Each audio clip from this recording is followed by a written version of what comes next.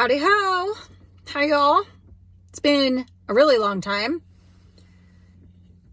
I hope you're all doing well. It's crazy out there in this world that we're living in, isn't it? It's been a wild ride. I moved into the forest, and this is not a complaint because people drive me crazy. Like I lived at the beach for 18 years and it's like people, getting mad or complaining about hurricanes. And it's like, yeah, you moved to like a coastal area. What do you expect? But so we just had a tree fall. And when I say I have it's a pretty cool situation because it just is very people-y out there. And I like my privacy and my solitude. So I just have one neighbor. Like that's directly next to me. Really, really awesome, cool guy. And so I'm on the trails yesterday. And if I didn't leave, I wasn't even supposed to leave. It was like a very spontaneous, I'm going to go hike today. And when I get in the car, I never get service in the area I was in. And I got service and I see a text that a tree fell. And if I was still home and my car was there, the base of the tree, so the biggest part of the trunk would have fallen on my car. I mean, my car would have been demolished and I would have so much of my gear. I have so much gear in this car. I am so beyond grateful. But my kids were upset. They were like, we told you not to move into the forest. And I was like, I'm not, I can't complain. Like this is par for the course. I mean, this is mountain living, stuff like this is going to happen. You can't complain about it. And you just have to adapt and embrace the elements. But there are a bunch of trees that need to be removed. And I kind of thought that when I moved in. And he's on a higher platform than I am. So I feel like I am more of a moving target for down trees.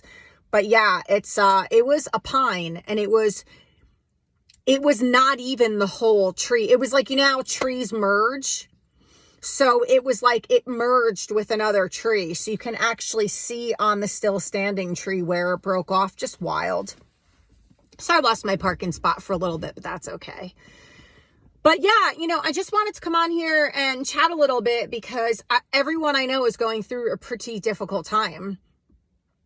And I think there's this idea in our heads that we're like the only ones, when times get tough, and that's really not the case. And I'm not a big fan of misery loves company. Like I remember being in Al-Anon and AA meetings and getting really agitated at all the negative talk all the time. That was really difficult for me to be around, which is why I left the meetings.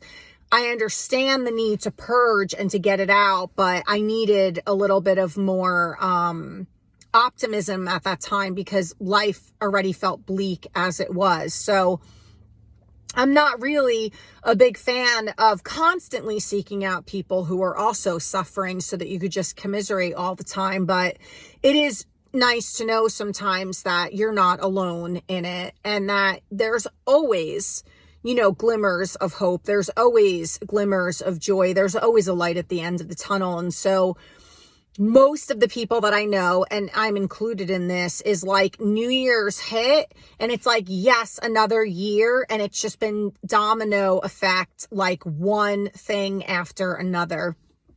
My neighbor actually said in the 5 years he's lived here, one tree has fallen and barely like snow or ice issues. And we live, the driveway is like nothing I've ever seen before. It's literally like a roller coaster.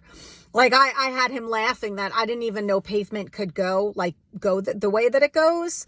And so like if there's a sliver of ice, we cannot leave. Like you can't get up or down the driveway. And he's like, I don't know what it is, but since you moved here, it's been one thing after another. I'm like, oh man, I'm the mush, but it is what it is. And there's also a lot going on in the world, globally, internationally. And that's part of what I wanted to talk about is You know, I don't have full proof of this. I'm going to be really honest when I say this, but all of the indicators were there because of things that were said where people were trying to come off as subtle, but I knew what was happening. So I essentially lost 2 gigs due to politics, which is really interesting because my business is health and wellness. My whole life is health and wellness.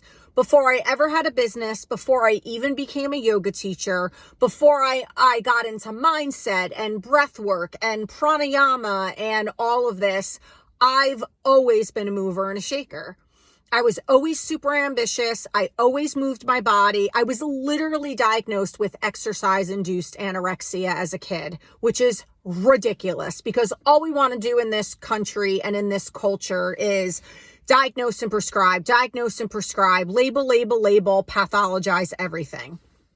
So because I would exercise all the time. Like I had an abundance of energy and I love to move my body. So I would get up and go to the gym for an hour and a half. And then I would come home and do whatever. And then I would go for like a 6-mile walk at night, or I would go for a run.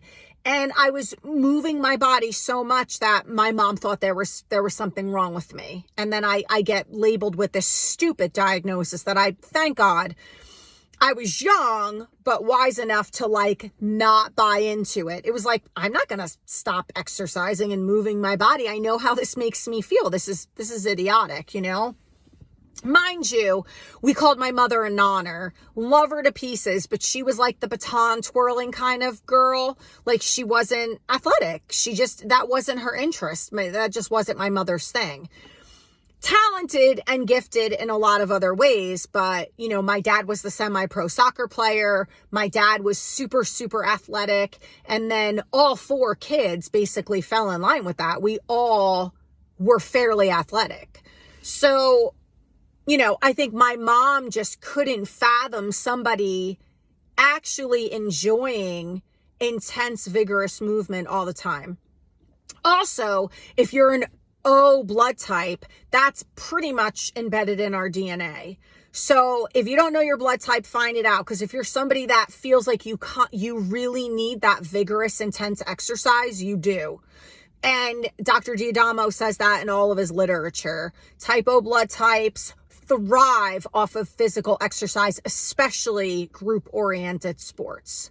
So not an accident. So I've been doing this for a really long time. And I've been invested in the natural, like health food industry for 20 years. I've been in this game. So it wouldn't be a surprise that I would be a fan of RFK Jr., that I would be a fan of banning GMOs and glyphosates, that I would be a fan of getting rid of food dyes, that I would be a fan of getting all the trans fats and the seed oils out of all of the fast food chains, because that was a big turnover. You know, I'm not here to tell anybody how to eat. You can't tell me that you don't know that when you don't move your body and you eat like crap, you don't feel well. I mean, I think most people know that they are abusing themselves to an extent or not doing the things that they know they need to do to feel better. I'm not here to judge any of that. I don't know what anybody's life circumstances are, but I could tell you that when the food industry switched from using butter and lard and tallow to seed oils, it has had horrific effects on our bodies. And the interesting thing about all of this, and I've been screaming this from the rooftops for so long, and finally even therapists are addressing this, and people like the Holistic Savage, who I love, you cannot get yourself out of trauma if your brain is inflamed, if your metabolism is annihilated. You will never get yourself mentally well. This is a fact.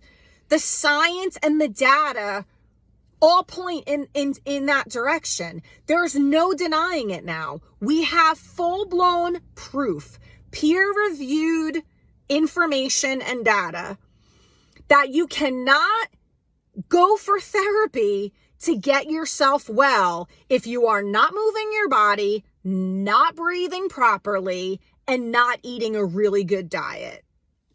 And I am not here to be the thief of all joy and to tell people not to have a treat. But you have to understand, if you go back to ancestral times and you go back to even our first, forefather farmers, 3 meals a day, no snacking. There wasn't a 7-Eleven and a Wawa and all of these stores on every street corner. There was no access to that. Now we live in a time of immediate gratification, and we know that even if we can't walk to a corner store, we could bike ride a couple miles to one. We can get in our car and drive probably less than 5 minutes for most people, unless you're living in a super rural area, which is why people who tend to be healthier who live in a rural area, those would be somebody who's getting into homesteading and is like, I want land. That's where you go, right? Away from the city. I'm not telling people what to do, but I lost 2 jobs because they saw, and I didn't hide it verbally. Why would I hide it?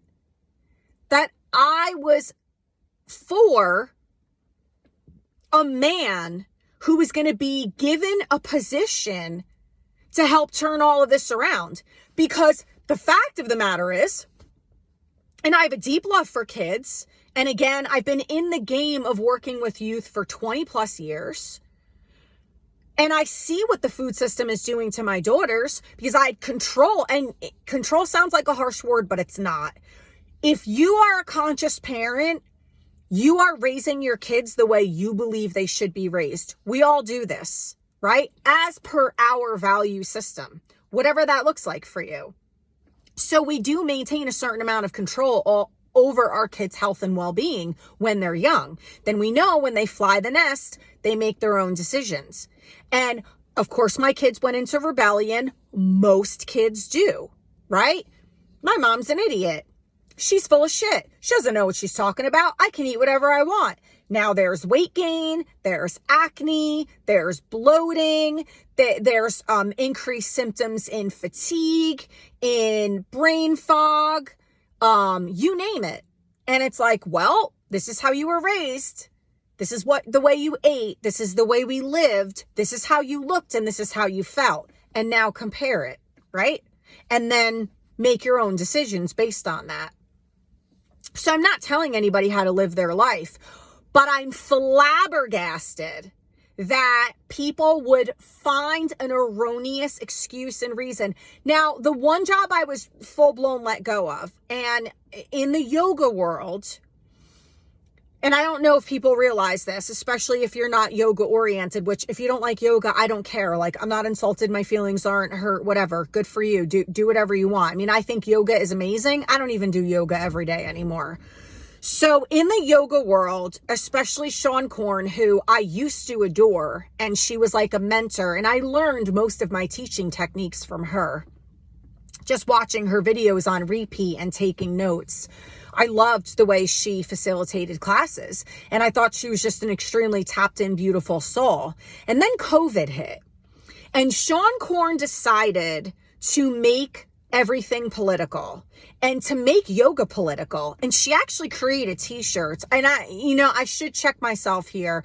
I'm pretty sure it was her who was spearheading this whole movement, or maybe it was another famous yogi and she jumped in.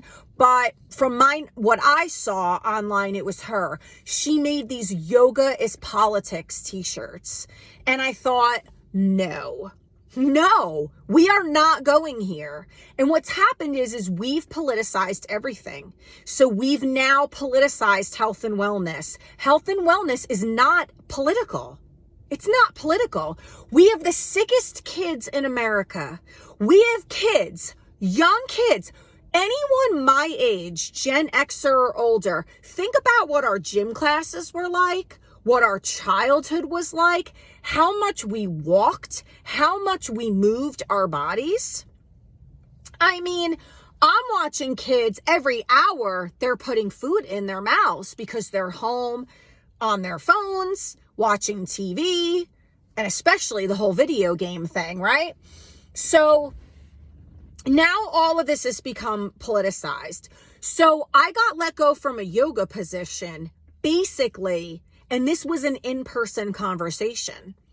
I don't even know how it came up, but I admitted to her that I was a RFK Jr. fan and that I had a vax-injured child and that I felt very strongly that this needed to be an individualized decision. Nothing that is forced. Anything forced is coercion. I don't care what anybody says. And that none of that should have been forced. And nobody should have been losing their jobs, their livelihood. I mean, insane. And then you were shamed and you were told you were a conspiracy theorist or that you were crazy if you asked questions. I mean, isn't the Socratic method leaning in with curiosity and asking open-ended questions and critically thinking to get to the heart of a matter? I mean, isn't that really what we should be doing so that we learn how to think and not what to think? So God forbid you question the narrative, what was happening. So I admitted to her that I was a fan of his and I could see her face. And she disclosed to me that she was hardcore left and, you know, she's got kids out in Washington and Oregon and they were all jabbed and she was a big believer in this. And I was like, well, that's good for you. Like, you believe what you believe and I believe what I believe. And I believe it was it was within a week that I was texted and told, now she was a good friend. We would meet for lunch. She told me I was her rock star teacher. Literally a week before this conversation, I have screenshots of the text. You're my rock star teacher. You're so reliable. Anything I ask of you. I mean, I was literally looking back now at this woman's beck and call because she was a little flaky and like, hey, I can't teach today. Can you make it? I would move mountains because I love to teach. So a week before I get this like praise Carrie text, and then I get a text. Your schedule no longer aligns with my business and you will not be teaching for me anymore. That was it. So I didn't temper fit. I didn't throw in her face and nothing. I said, this is exactly what I said. I respect your decision because I don't want to work for no. Like, I do not want to work for somebody that has the capability of doing that and like switching gears so quickly. Nope. That lacks integrity. That lacks morals. That lacks character because I would never treat somebody like that. So I was like, I respect your decision. Why? Can I ask you why? Crickets. A week goes by. I need your social security number and blah, blah, blah, blah for tax information. And I might have intentionally have been a little bit of a shit here, I admit. But I have never just given somebody my information through text. I've always been sent like an official document to complete from the person's accountant. And I was like, no, I'm not comfortable doing this. You need to have your accountant issue me the formal paperwork. And then it was like nothing ever happened. I hope you're well. I really need you to complete this paperwork in a timely manner. I'm very busy and I want to get my taxes done. XXXX. And I'm like, what? Like, to me, that's lunacy. Jekyll and Hyde. Jekyll and Hyde. Still never answered why she let me go. Just that our schedules didn't align anymore, which was bullshit. So I don't answer her because now I'm livid. And I start directly communicating with the accountant. And that was that. And fast forward, I take another little side gig. And I knew from the start that this person was a Democrat and had run for council. Didn't care. I don't care. I don't care. Never brought up politics, but the one colleague that I worked with the most, all they did was talk about politics. Very hardcore left. Kept my mouth shut, kept my mouth shut, kept my mouth shut. Now I realize that people from this company are looking at my social media. So they're seeing that I'm a fan of RFK Jr., and then again, that makes assumptions of where I lean and who I voted for, which really pisses me off because nobody asked and nobody actually knows the answers to those questions. Because we now live in a society where you can't take from this side and take from this side. You just have to be a 5-year-old and dig your heels in, and I'm on this person's side, so I'm not your friend anymore. It's so infantile and infuriating and frustrating to me. I just can't. I don't do well with this stuff because my heart and my mind's I'm not in alignment with any of this. So, to me, peacemaker, middle ground, there's always a middle ground. So they all start acting really weird towards me. And then there started to be these subtle comments of, my friend works for Merck in California and vaccines are very important. Mind you, I've never mentioned this topic, not once. But I know they're looking at my social media. And so I ended up putting my 2 weeks notice in because number one, I can't go to work for an 6 to 8 hour shift and listen to politics talk the whole time. I can't do it. It's I'd rather poke both my eyes out. So I'm I can't do this. And I was being treated very differently. It was super obvious. And then another situation happened, which was the censure. And I gave my 2 weeks in and I was told not to come back. Look, just don't come back. We can cover your shifts. We don't need you. This is what's happening in the world. And, this video is a call to protect your sanity, but we need to embody our humanity. And both extremes are wrong. This visceral hatred is not helpful. It's not going to change anything. Your hatred is not going to change anybody's mind. Now, I will end this video saying this. I don't love everything that's happening right now in the world. I don't love all the laws that are being passed. I don't love all of the changes, but I will say, in comparison to the last 8 years, somebody is getting a ton of shit done.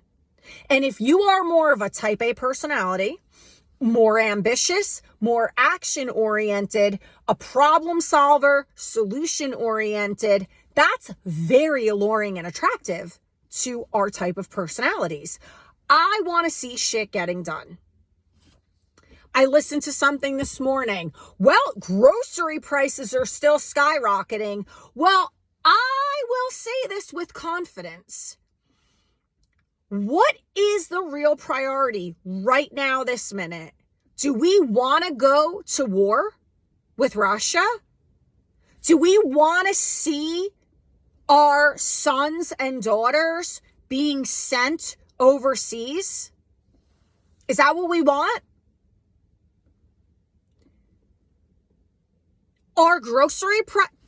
I eat an all-meat diet. Do you know how expensive my food is? I hate it. Every time I just got back from the store, I cringe. I'm oh my God, I'm spending so much money just to eat. X amount of meat per day to sustain me. Believe me, I would love to see grocery prices drop. But that was never going to happen right away. It was never going to happen right away. And my remembrance of 8 years prior was prices just kept going up and up and up. What was being done then to help this? If the only argument is this person is a beast of a human being because grocery prices haven't dropped yet, listen, no one is perfect.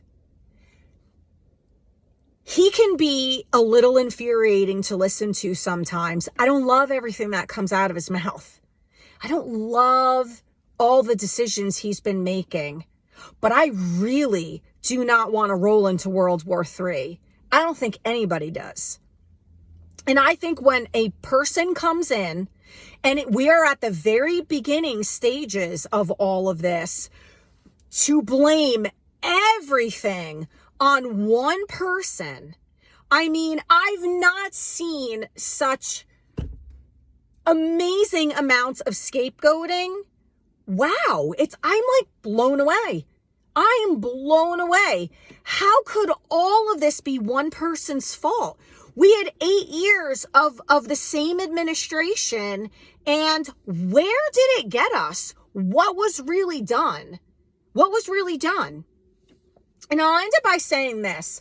I have a very, very good friend who is the complete opposite on everything I'm talking about. Total left, complete opposite. We are really good friends.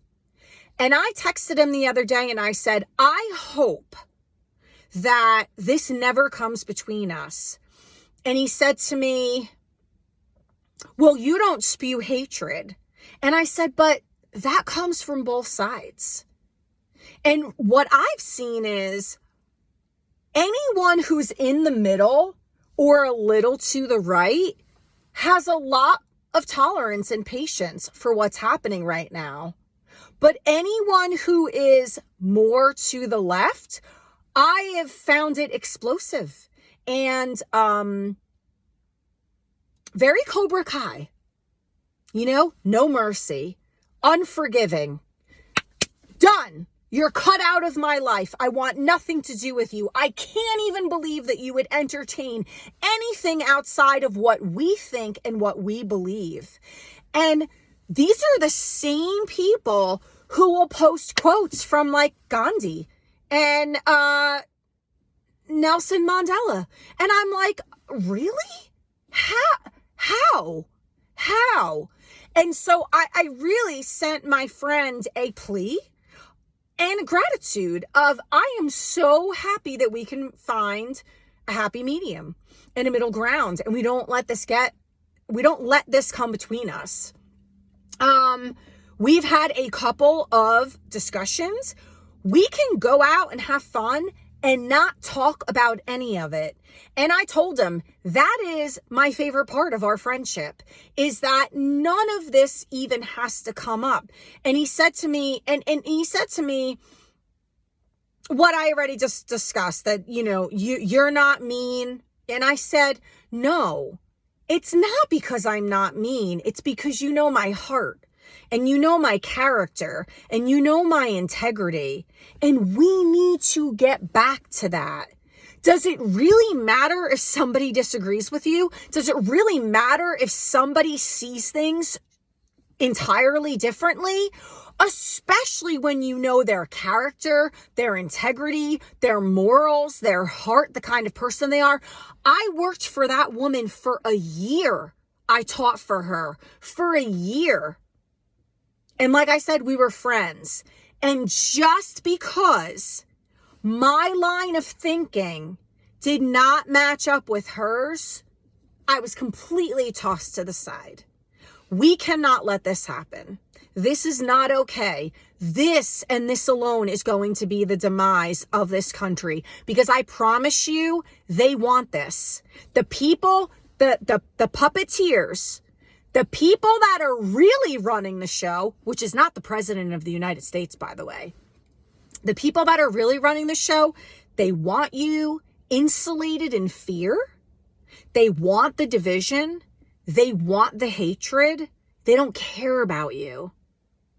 So my call to action is think really long and hard about your movements, your actions, your speech, the way you treat people, the way you think about people who don't think like you. Be very cognizant of this. Are you the person that's just tossing people to the side? How is that helping you?